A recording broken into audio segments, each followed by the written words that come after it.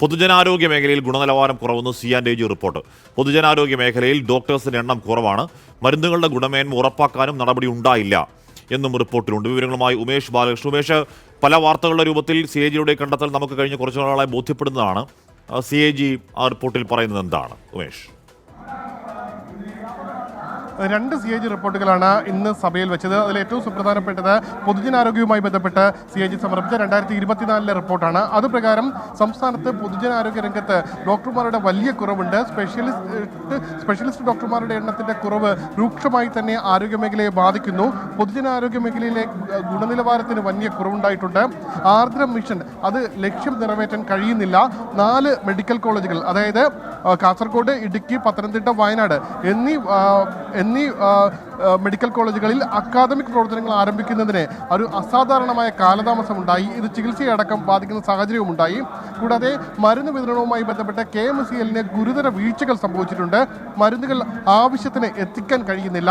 പല സ്ഥലങ്ങളിലും out of സ്റ്റോക്കായ ശേഷം ദിവസങ്ങൾക്ക് ശേഷം, ഏകദേശം ചില മരുന്നുകൾ 4 വർഷത്തിന് ശേഷം വരെ ഔട്ട് ഓഫ് സ്റ്റോക്കായിരിക്കുന്ന മരുന്നുകൾ ഇപ്പോഴുമുണ്ട്. മരുന്നുകളില്ലാത്ത അവസരങ്ങൾ 62,826 തവണ മരുന്നുകളില്ലാത്ത അവസരങ്ങൾ ഈ പരിശോധന കാലയളവിൽ ഉണ്ടായി എന്നും CAG എടുത്തു പറയുന്നു. ടെൻഡർ മാനദണ്ഡങ്ങൾ പല മരുന്ന് കമ്പനികളും പാലിക്കുന്നില്ല.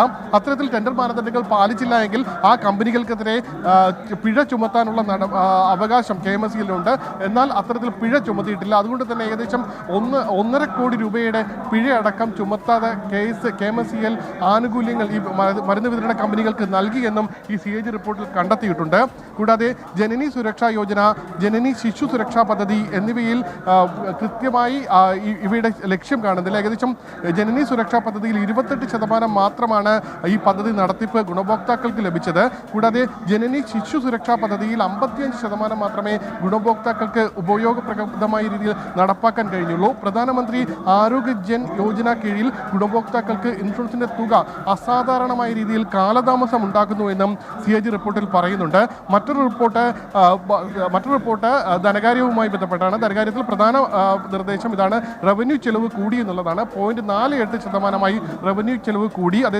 അതേസമയം മൂലധന ചെലവ് കുറഞ്ഞു. 2.94% മൂലധന ചെലവ് കുറഞ്ഞിരിക്കുന്നത്. ഹാഷ്മി, പൊതുജനാരോഗ്യ മേഖലയിലെ ഗുണനിലവാരക്കുറവിനെ കുറിച്ച് പറയുന്ന CAG റിപ്പോർട്ടിന്റെ വിവരങ്ങളാണ് ഉമേഷ് ബാലകൃഷ്ണൻ നൽകിയത്.